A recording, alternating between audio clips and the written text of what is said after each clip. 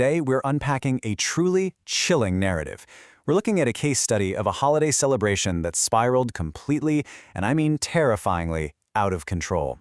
We're going to break down a sequence of events that transformed a perfectly typical family gathering into an absolute supernatural nightmare. And we'll look at exactly where things went wrong and the mechanics of the disaster that followed.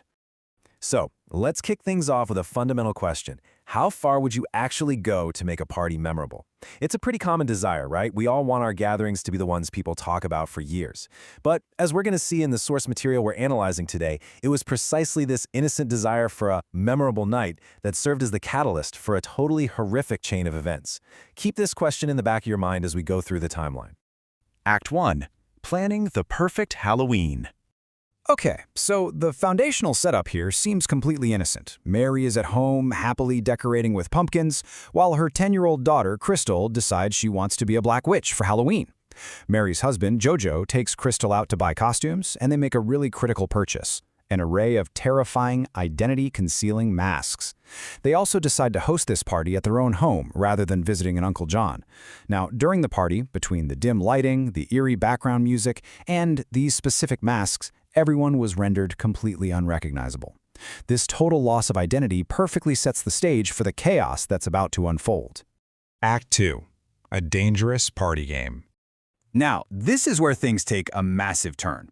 Right in the middle of the festivities, someone makes this exact suggestion. Why not invite a real spirit? One of the guests essentially says, hey, since we're all dressed up as fake spirits, it would be incredibly memorable to summon a real one. And this idea wasn't just pulled out of thin air. The guest had actually been doing internet searches on how to make a Halloween party memorable, and had recently watched a web series where people summon spirits to ask them questions. They view this as just a thrilling game, a fun way to elevate the party's scary atmosphere.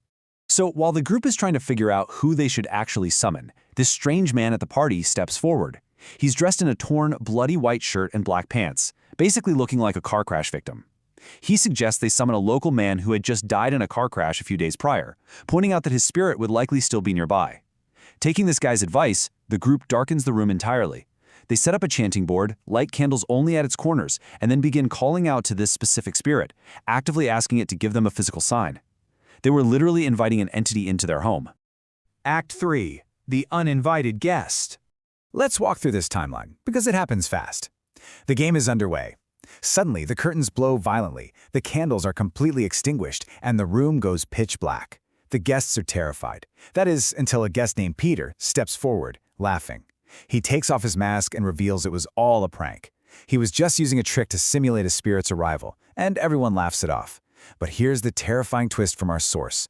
While everyone was distracted by Peter's fake scare, a real spirit actually entered the room. That prank provided the absolute perfect cover for an actual entity to slip in completely unnoticed. And that brings us to the ultimate mechanical failure of their little game, the fatal error. They forgot to send the spirit back.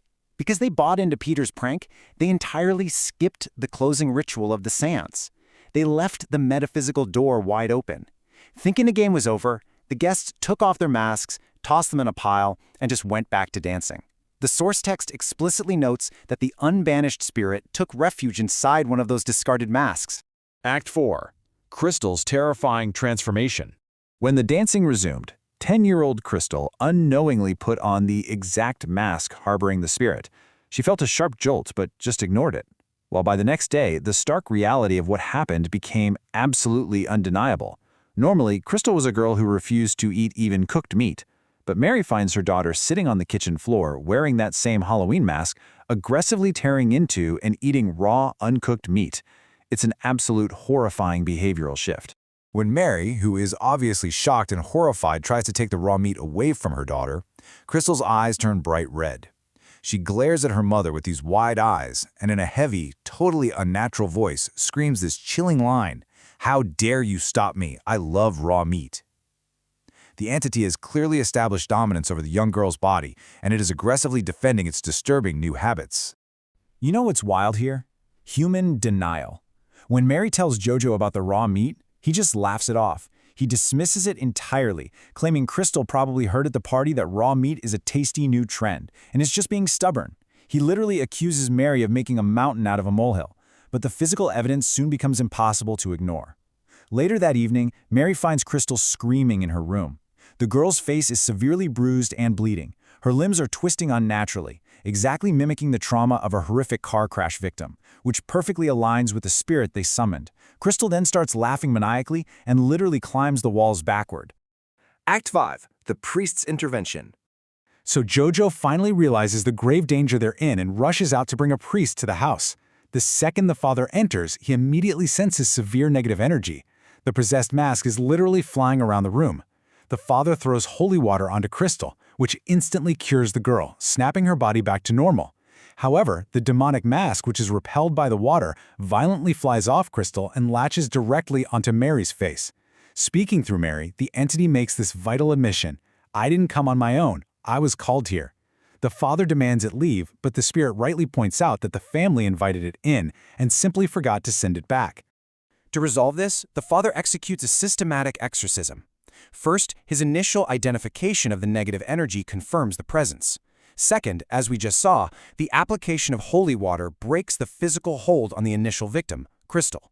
Finally, with the mask now on Mary, the father takes his cross and begins reciting prayers. He throws both the cross and holy water directly onto Mary. The spirit screams and detaches from her. The father catches the mask, continues blowing and praying over it, until finally, a thick, dark smoke physically pours out of the mask, signifying that the entity has been expelled. Act 6. A chilling warning. The father identifies the spirit as Fernandez, presumably the local man who died in the car crash. To ensure the family's safety, the father, along with Jojo and Mary, take the mask to a local graveyard and physically buries it deep in the earth. The resolution is complete, but the father leaves them with a very stark warning. He tells the family that they were incredibly lucky. The spirit of Fernandez was actually relatively weak.